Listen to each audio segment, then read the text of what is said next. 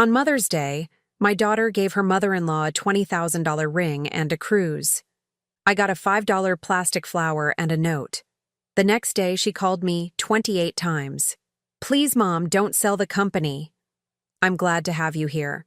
Follow my story until the end and comment the city you're watching from, so I can see how far my story has reached. I'm 67 years old, and I thought I'd experienced every kind of heartbreak life could offer. I was wrong. Mother's Day started like any other Sunday. I woke up in my empty house, made coffee for one, and tried not to think about how quiet everything had become since Harold passed 3 years ago. The silence used to comfort me, but lately, it just reminded me of all the conversations that would never happen again. Ophelia had called the night before, her voice distant and formal. Mom, we're having brunch at David's mother's house tomorrow. You should come. 1 o'clock sharp. Should come. Not, we'd love to have you, or please join us, just an obligation disguised as an invitation. I arrived at Patricia's house precisely at 1. The driveway was already full of expensive cars, and I could hear laughter spilling from the backyard. Patricia had always been everything I wasn't: polished, social, effortlessly elegant. Her house looked like something from a magazine, all white marble and fresh flowers. When I walked through the gate, I saw them gathered around the patio table. Ophelia sat beside Patricia, their heads close together, sharing some private joke. My son-in-law David was grilling, acting every bit the devoted son Patricia had raised him to be. "Colleen!" Patricia called out, her smile perfectly practiced. "So glad you could make it." Ophelia looked up and gave me a quick nod. "Hi, Mom. You can sit over there." She gestured to an empty chair at the far end of the table, away from the main conversation. I sat down quietly, watching as everyone chatted about things I wasn't part of. David's sister was there with her children, Patricia's bridge club friends, even the neighbors. Everyone seemed to belong except me. Then came the gift exchange. "Oh, Patricia, we have something special for you," Ophelia announced, standing up with an excitement I hadn't seen from her in years. David appeared beside her, carrying a small velvet box and an envelope. Patricia gasped when she opened the box. Inside was a stunning diamond ring, the kind that catches light from across the room. "Ophelia, honey, this is too much. It's not too much for the woman who raised such an incredible son," Ophelia gushed, hugging Patricia tightly. "And there's more." The envelope contained cruise tickets, 2 weeks in the Mediterranean, first-class accommodations. Patricia actually started crying, and everyone applauded while Ophelia beamed with pride. I felt something cold settle in my stomach. $20,000. At least, maybe more. "And now for Grandma Colleen," David said, though his voice had lost some of its enthusiasm. Ophelia walked over to me, carrying a small gift bag. Inside was a plastic flower, the kind you'd find at a dollar store, and a card that looked like it had been grabbed from a drugstore rack at the last minute. I opened the card. The printed message said, "Happy Mother's Day," and underneath, in Ophelia's handwriting, "Thanks for everything, Mom. Thanks for everything." Like I was the cashier at a grocery store. The table went quiet. I could feel everyone staring, waiting for my reaction. Patricia cleared her throat uncomfortably. Even David looked embarrassed. "It's lovely," I managed to say, my voice barely above a whisper. "Thank you, dear." But Ophelia had already turned back to Patricia, launching into an animated story about the cruise destinations they'd chosen. The conversation moved on without me, and I sat there holding my $5 plastic flower, feeling smaller than I had in years. I stayed for another hour, watching my daughter lavish attention on a woman she'd known for 12 years while treating me like an afterthought. When I finally said I needed to leave, Ophelia barely looked up. "Thanks for coming, Mom. Drive safe." The drive home was a blur. I kept thinking about that ring, those cruise tickets, the pure joy on Ophelia's face when she gave them. When was the last time she'd looked at me that way? When was the last time she'd put thought into anything she gave me? I pulled into my driveway and sat in the car for a long time, staring at that ridiculous plastic flower. 43 years of being her mother, and this is what I was worth. A last-minute afterthought from the clearance aisle. That night, I couldn't sleep. I kept replaying the scene, wondering where I'd gone wrong. I'd built a successful company from nothing, employed dozens of people, contributed to my community. But somehow, I'd failed at the one thing that mattered most: being worthy of my daughter's love. I got up and walked to my home office, where I kept all the important documents: financial statements, tax returns, business contracts, everything that represented my life's work. And that's when I started to wonder, what exactly had I built all of this for? The sleepless night turned into a sleepless week. I couldn't stop thinking about that plastic flower, about the way Ophelia had looked at Patricia with such genuine affection. It ate at me like a physical ache. I decided I needed answers, not the kind that come from confrontation or dramatic conversations, but real answers, the kind hidden in bank statements and old receipts. I spent the next Saturday in my office, pulling out filing cabinets I hadn't touched in years. Harold used to tease me about being a pack rat, keeping every document, every receipt. "You never know when you might need proof," I'd tell him. I never imagined I'd need proof of my own motherhood. The first file I opened was labeled Ophelia College. Inside were tuition payments, room and board receipts, and dozens of smaller expenses I'd forgotten about. Books, a laptop, even parking tickets she'd gotten on campus. $47,000 total, not including the car I'd bought her junior year when hers broke down. But that was just the beginning. I found the folder marked Wedding, O&D, $58,000 for a single day. The venue, flowers, catering, her dress, the photographer. I'd insisted on paying for everything because I wanted her day to be perfect. David's parents had contributed a case of wine. Then came the house files. When Ophelia and David got married, they'd wanted to buy a home in the exclusive Riverside district. Their combined income wasn't enough for the mortgage on the house they wanted. So I'd co-signed. Then, when David's business hit a rough patch 2 years later, I'd quietly taken over the mortgage payments for 6 months. They never knew. I'd made sure of that. The car payments were next. 3 different vehicles over the years, each one just a loan until we get back on our feet. Somehow, those loans never got repaid, and I never asked. I'd just quietly absorbed the payments into my monthly expenses, but it was the emergency fund that really got to me. In 2019, David's landscaping business had nearly gone under. He'd made some bad investments, trusted the wrong people. They were facing bankruptcy. Ophelia had called me, crying, begging for help. I'd transferred $85,000 that same day. No contracts, no payment plans, just a mother helping her child. They'd bought the boat 6 months later. I sat back in my chair, staring at the calculator display. Over the past 15 years, I'd given or spent nearly $400,000 on Ophelia and David. College, wedding, house, cars, business bailouts, and countless smaller expenses I'd stopped tracking years ago. $400,000, more than most people see in a lifetime. And yesterday, I'd gotten a plastic flower. The really painful part wasn't the money. I'd made good investments over the years, built a successful consulting firm. I could afford to be generous. The painful part was realizing that my generosity had become invisible to Ophelia, expected, taken for granted. I pulled out my phone and scrolled through our text conversations from the past year. Her messages were brief, functional. "Can you pick up the dry cleaning? David needs to borrow your truck. The kids need school supplies." Always asking, never offering. Never a random, "How are you, Mom?" or "Thinking of you." But Patricia got cruise tickets and diamond rings. I found myself opening my laptop and looking up the mortgage on Ophelia's house. Still in my name, of course. The payments came directly from my business account, automated years ago so I wouldn't have to think about it. That business account. I pulled up the monthly statements and started going through them line by line. David's lawn service maintained the grounds at 3 of my commercial properties. I paid him 30% above market rate, though I'd never mention that. Ophelia's part-time bookkeeping work for my smaller clients brought her $1,200 a month for maybe 6 hours of work. They weren't just my daughter and son-in-law. They were my dependents, adults in their 30s who'd structured their entire lifestyle around my financial support. And somehow, I'd become the villain in their story, the distant mother who didn't understand them, who couldn't relate to their lives. They'd painted me as cold and disconnected while living off my generosity. I closed the laptop and looked around my office. Photos covered the wall. heralded me at various company events, awards from the Chamber of Commerce, newspaper clippings about business successes.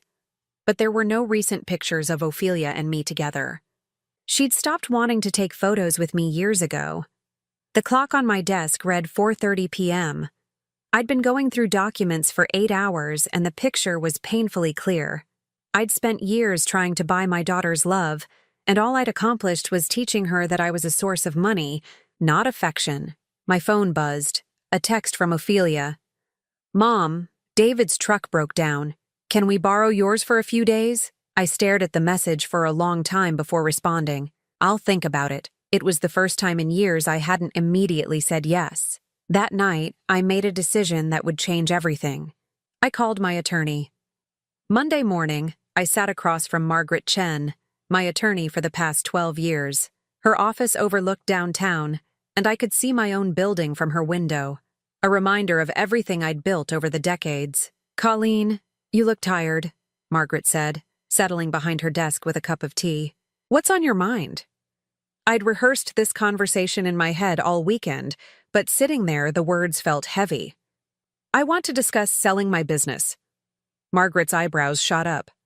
"Hartwell Consulting? But you've spent 30 years building that company. It's your legacy." "That's exactly the problem," I said quietly. "I need to understand what would happen to my family if I sold." I watched Margaret's expression shift as she realized this wasn't a casual inquiry. She pulled out a legal pad, her professional mask sliding into place. "Walk me through your concerns," she said. Over the next hour, I laid out everything I'd discovered. The mortgage payments, the business contracts, the web of financial dependence I'd unknowingly created. Margaret took notes, occasionally asking clarifying questions, but her face remained carefully neutral. "So, if you sold the business," she said finally, "David would lose his primary commercial contracts, Ophelia would lose her bookkeeping income, and they'd need to qualify for their mortgage independently." "Exactly." Margaret leaned back in her chair. "Colleen, can I ask what prompted this? Last time we spoke, you were talking about expanding the business, maybe bringing Ophelia in as a partner. I told her about Mother's Day, about the plastic flower and the diamond ring, about years of feeling like an ATM with legs." Margaret listened without interruption, though I caught her wincing at certain details. "I see," she said when I finished. "And you're thinking of selling as a way to find out who my daughter really is," I said. "Right now, I don't know if she loves me or my checkbook." Margaret nodded slowly. "There are ways to do this gradually. We could restructure your business arrangements, maybe transition some of the financial support over time." "No," I said firmly. "Gradual change gives people time to adjust, to find new ways to manipulate the situation. If I'm going to do this, it needs to be clean." We spent another hour discussing the logistics. Margaret had contacts in the business brokerage world, people who specialized in consulting firms. She estimated the process would take 3 to 6 months, depending on how quickly we moved. "I'll need complete confidentiality," I said. "No one can know until the sale is finalized." "Of course, but Colleen, once you do this, there's no going back. Are you prepared for how Ophelia might react?" I thought about that plastic flower sitting on my kitchen counter. I'm prepared for her to show me exactly who she is. That afternoon, I started making subtle changes. I called David's landscaping company and told them I was considering switching to a different service for my commercial properties. "Budget constraints," I explained. "I need to get competitive bids." The panic in his voice was immediate. "Mrs. Hartwell, we can negotiate. Maybe lower our rates." "It's not about the rates, David. It's about exploring options." Next, I called my smaller clients who used Ophelia for bookkeeping. I told them I was restructuring my referral arrangements and they'd need to find new services within 60 days. Professional, businesslike, no personal explanations. Ophelia called that evening, her voice tight with worry. "Mom, Mrs. Patterson said you're not referring bookkeepers anymore. Did I do something wrong?" "Not at all, dear. I'm just simplifying my business operations. But I need those clients. That's my income. I'm sure you'll find other opportunities," I said calmly. "You're very capable." There was a long pause. "Mom, Is everything okay? You've been acting strange lately. I'm fine, Ophelia. Just busy with some business matters. After I hung up, I sat in my kitchen, staring at that plastic flower. For the first time in years, I felt something I'd almost forgotten: control. Not the kind that comes from writing checks or solving problems, but the kind that comes from making your own choices. The next few weeks fell into a routine. I met with potential buyers, reviewed financial statements, and gradually disentangled the threads that bound my business to my daughter's lifestyle. Margaret handled most of the legal work, but I insisted on being involved in every decision. The hardest part was the secrecy. I'd never been good at keeping things from Ophelia, even when I probably should have. But this felt different. This felt necessary. 3 weeks into the process, I got a call from David. "Mrs. Hartwell, I heard from someone at the Chamber of Commerce that you might be selling your business. Is that true?" My heart pounded, but my voice stayed steady. "People gossip, David. You know how it is. But if you were selling, you'd tell us, right? I mean, it would affect our contracts. If and when I make any major business decisions, you'll be informed appropriately." That night, Ophelia showed up at my door. She looked exhausted, her hair pulled back messily, wearing an old sweatshirt I remembered from her college days. "Mom, we need to talk," she said, pushing past me into the living room. "David's contracts, my bookkeeping clients, now rumors about you selling the business. What's going on?" I sat down across from her, hands folded in my lap. "I'm reevaluating my priorities." "What does that mean?" "It means I'm 67 years old, and I'm tired of carrying everyone else's responsibilities." Ophelia's face flushed. "Is this about Mother's Day? About the gift?" "I'm sorry if you didn't like it, but we've been really tight on money lately." I almost laughed. Tight on money while living in a house I paid for, driving cars I'd bought, working jobs I'd arranged. But I didn't say that. Instead, I just looked at her and said, "This isn't about one day, Ophelia. This is about understanding what really matters." She left 20 minutes later, frustrated and confused. I watched her drive away in the car I'd co-signed for, back to the house where I paid the mortgage. But not for much longer. The call came on a Tuesday morning while I was reviewing the final purchase agreement. Margaret had found a buyer, a larger consulting firm looking to expand their regional presence. The offer was generous, more than I'd expected. My phone rang just as I was signing the preliminary documents. The caller ID showed my home number, which was strange since I was at Margaret's office. "Hello? Mrs. Hartwell? This is James Morrison from Morrison & Associates. I'm trying to reach you regarding the acquisition of Hartwell Consulting." My blood went cold. "I'm sorry, who is this?" "James Morrison. My firm is handling the due diligence for the purchase. I may have dialed the wrong number. I was trying to reach your office. You called my home number." "Oh, I apologize. Someone answered and said they were your assistant. They gave me permission to discuss the details of the sale." I closed my eyes. Only one person had a key to my house. Only one person would answer my phone and pretend to have authority they didn't possess. "Thank you for calling, Mr. Morrison. Please direct all future communications through my attorney, Margaret Chen." I hung up and immediately called my house. It rang 4 times before Ophelia answered. "Mom's house, this is Ophelia. What are you doing in my house?" There was a pause. Then her voice changed completely. "Mom, I thought you were at some meeting. I just came by to water your plants. I don't have plants that need watering." Another pause, longer this time. "Okay, fine. I was looking for something. David said you might have some old tax documents he needs." "And you answered my phone because—" It kept ringing. I thought it might be important. I could hear the lies crumbling in her voice. "Ophelia, I'm coming home. We need to talk." The drive from Margaret's office to my house took 15 minutes, but it felt like hours. I kept replaying that phone call, the way Ophelia had pretended to be my assistant, authorized to discuss confidential business matters. The audacity of it was breathtaking. When I pulled into my driveway, Ophelia's car was still there. I found her in my home office, sitting at my desk with papers scattered around her. She looked up when I walked in, her face a mixture of defiance and guilt. "Find what you were looking for?" I asked. She gestured to the documents. "Mom, what is this? You're really selling the company?" I walked over and started gathering the papers. Purchase agreements, financial statements, confidentiality documents, everything she shouldn't have seen. These are private business matters. Private? Mom, this affects all of us. David's business depends on your contracts. My income comes from your referrals. You can't just sell without talking to us. I stopped collecting papers and really looked at her. She was 35 years old, sitting in my chair, at my desk, demanding explanations for decisions about my own business. When had I allowed this to happen? Actually, Ophelia, I can sell my business without consulting anyone. It's my company. But what about us? What about our family? What about our family? I repeated the question slowly. When did you start caring about our family? Her face flushed. I've always cared. You're my mother. Am I? Or am I your bank? The silence stretched between us. Outside, I could hear the neighbor's dog barking, the sound of normal life continuing while mine fell apart. Ophelia's voice was smaller when she spoke again. Mom, if you're upset about Mother's Day, I already apologized. We can do something special next year.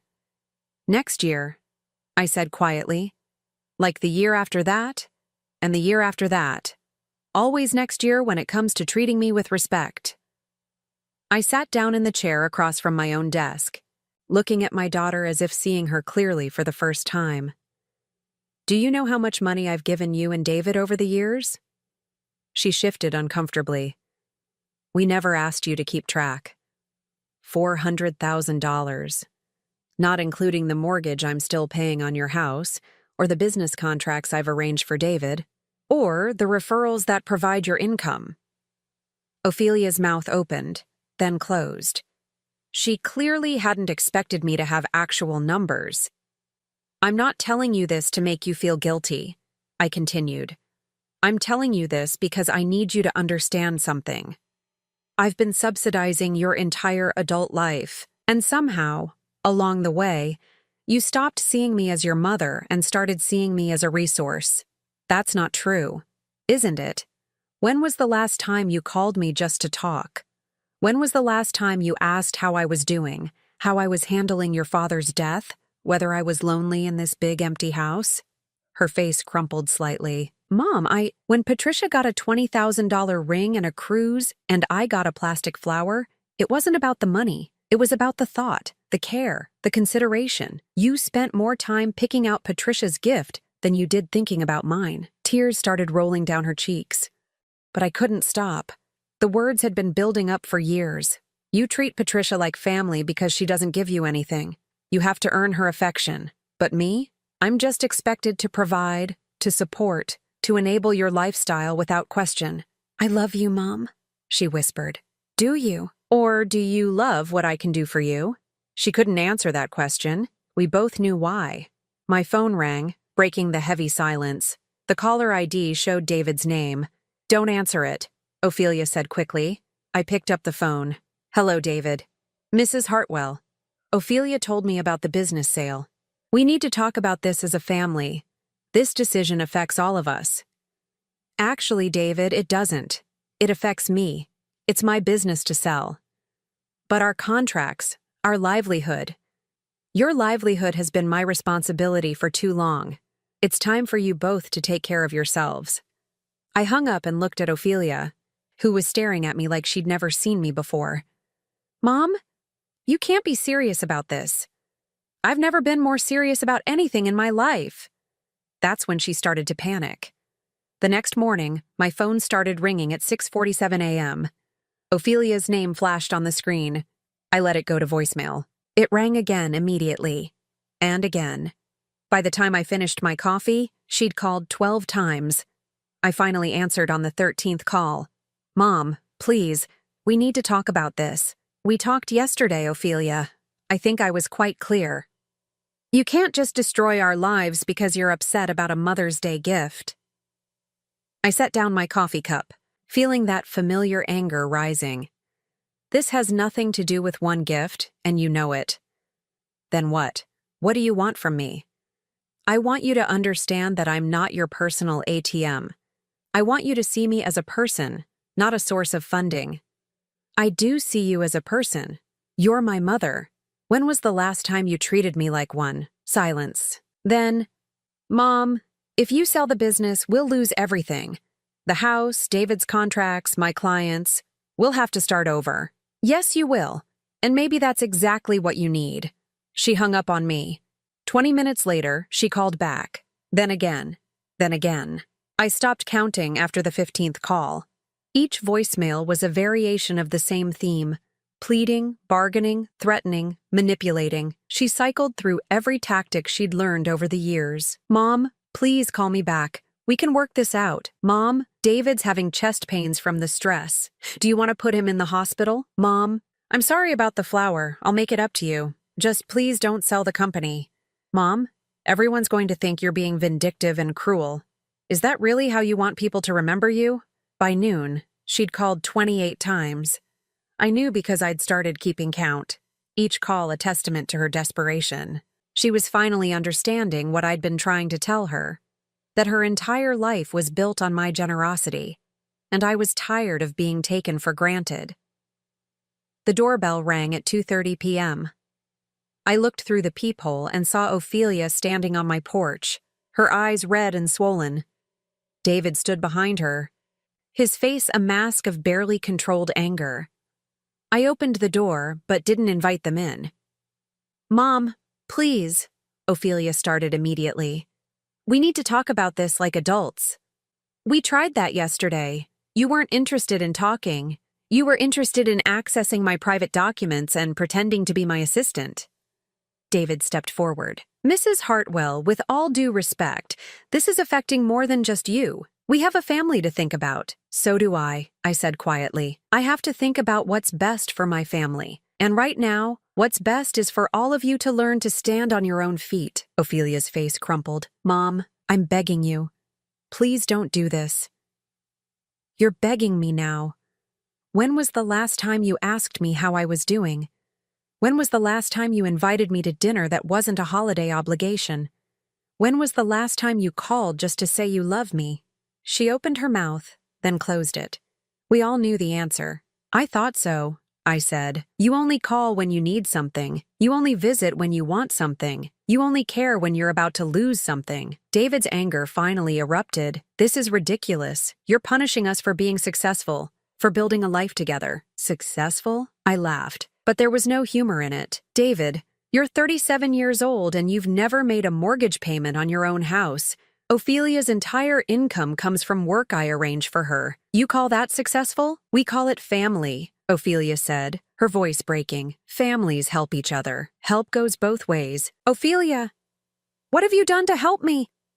What have you contributed to this family besides taking? The question hung in the air like a challenge. Ophelia looked at David, then back at me, searching for an answer that didn't exist. I gave you grandchildren, she said finally. No, you didn't. You moved 3 states away and visit twice a year. I haven't seen Tommy and Sarah in 8 months. Her face went white. Even David looked uncomfortable. You want to know what family looks like? I continued. Patricia's family calls her every week. They visit without being asked. They remember her birthday without being reminded.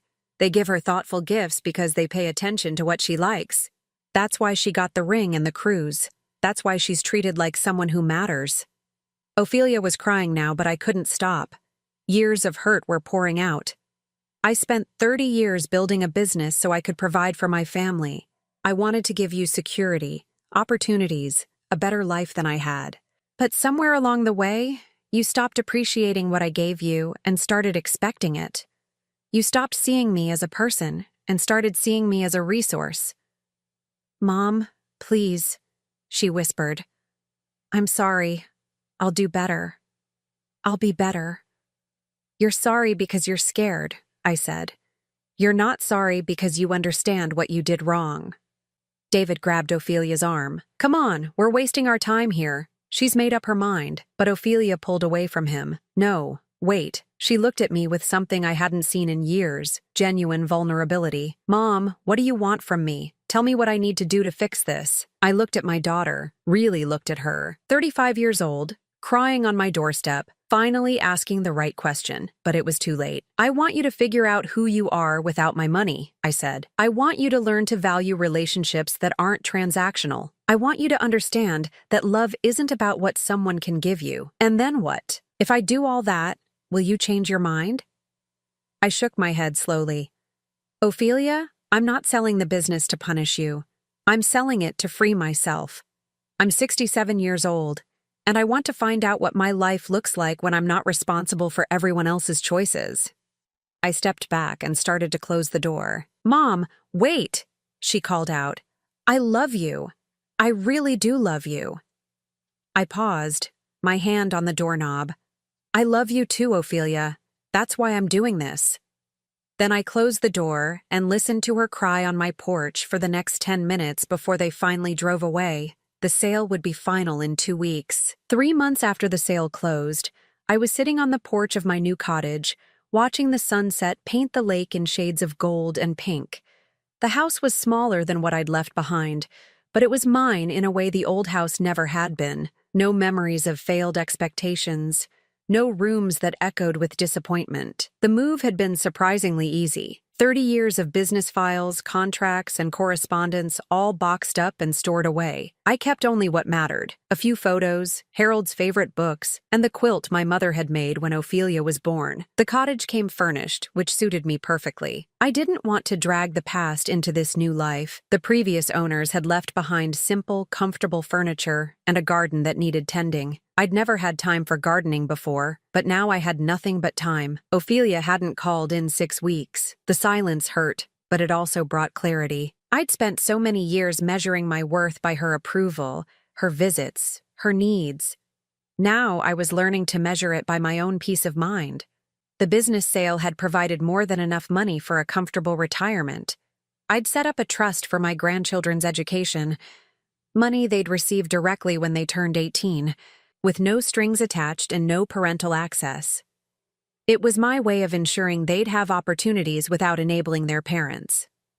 I'd also quietly paid off the mortgage on Ophelia and David's house. Not as a gift, but as a final severance. They now owned their home free and clear, but they also knew they'd never receive another penny from me. It was the last check I'd ever write for them. My phone rang, pulling me from my thoughts. I glanced at the caller ID, Susan, my neighbor from across the lake. We'd become friends over the past month, bonding over morning walks and evening glasses of wine. Colleen, are you free for dinner tomorrow? My son and daughter-in-law are visiting, and I'd love for you to meet them. I'd like that, I said, and realized I meant it. Susan's relationship with her children was everything mine had never been. Natural, reciprocal, built on genuine affection rather than obligation. After we hung up, I poured myself a glass of wine and walked down to the dock. The water was still, reflecting the last light of day. A family of ducks paddled by, the babies following their mother in a perfect line. My phone buzzed with a text message. For a moment, my heart jumped, thinking it might be Ophelia. But it was from Margaret, my attorney. Thought you'd want to know. David's landscaping business filed for bankruptcy yesterday. Ophelia's looking for work at the elementary school. How are you doing? I stared at the message for a long time before responding. I'm doing well. Thank you for letting me know. I felt sadness for them, but not guilt. They were adults who'd made choices. Now they were learning to live with the consequences, just like everyone else. A loon called across the water, its haunting cry echoing off the hills. I'd never heard that sound before moving here. There were a lot of things I'd never experienced while I was busy being responsible for everyone else's life. Tomorrow, I was starting a pottery class in town. Next week, I'd signed up for a book club. Small things, but they were mine. Chosen because they interested me, not because someone else needed me to do them. The strangest thing about this new life was how light I felt. For years, I'd carried the weight of other people's problems, their poor decisions, their financial struggles. I'd thought that weight was love, but it wasn't. It was enabling, and it had hurt us all. Real love, I was learning, sometimes meant saying no. Sometimes it meant letting people struggle so they could grow. Sometimes it meant walking away so they could find their own strength. 6 months later, I got a letter. Not a phone call or a text, but an actual handwritten letter. The return address was Ophelia's, but the handwriting was different, more careful, more deliberate. "Dear Mom," it began. "I've been trying to write this letter for months, but I never knew what to say. I kept wanting to ask you to come back, to fix things, to make everything the way it was before. But I finally understand that the way things were before wasn't good for any of us." I set the letter down and took a deep breath before continuing. "David and I are getting divorced. I know you probably heard about the bankruptcy, about me working at the school. It's been the hardest year of my life, but also the most honest. I had to learn who I was without your money, without your safety net. I had to figure out how to take care of myself. I'm not writing to ask for anything. I'm writing to say I'm sorry. I'm sorry for taking you for granted. I'm sorry for treating you like an obligation instead of a person. I'm sorry for all the years I wasted being angry at you for things that weren't your fault. I understand now why you sold the business. You weren't punishing me. You were freeing both of us. I just wish it hadn't taken me this long to see it. I don't expect you to forgive me, and I'm not asking you to. I just wanted you to know that I finally understand what you tried to tell me. Family isn't about what you can give someone or what they can give you. It's about showing up, paying attention, and caring about someone for who they are, not what they can do for you. I hope you're happy. Mom, I hope you've found the peace you were looking for. You deserve it. Love, Ophelia. P.S. I kept the plastic flower. It's on my kitchen windowsill, and every time I see it, I remember the look on your face that day. I remember the moment I realized I'd broken your heart. I'm sorry it took me so long to care about fixing it." I sat on my porch for a long time after reading that letter, watching the sun set over the water. Then I went inside and wrote a response. "Dear Ophelia," I began, "thank you for your letter. It means more to me than you know. But I didn't mail it that day, or the next day, or the next. Some wounds need time to heal completely before they can be reopened safely. Some relationships need space before they can be rebuilt on a foundation of truth instead of obligation. Maybe someday we'd find our way back to each other, but for now, I was content to be free. Free from guilt, free from manipulation, free from the exhausting job of trying to buy love that should have been given freely. I was 67 years old, and for the first time in decades, I was living my own life. It was enough. Now I'm curious about you who listened to my story. What would you do if you were in my place? Have you ever been through something similar? Comment below. And meanwhile, I'm leaving on the final screen 2 other stories that are channel favorites, and they will definitely surprise you. Thank you for watching until here.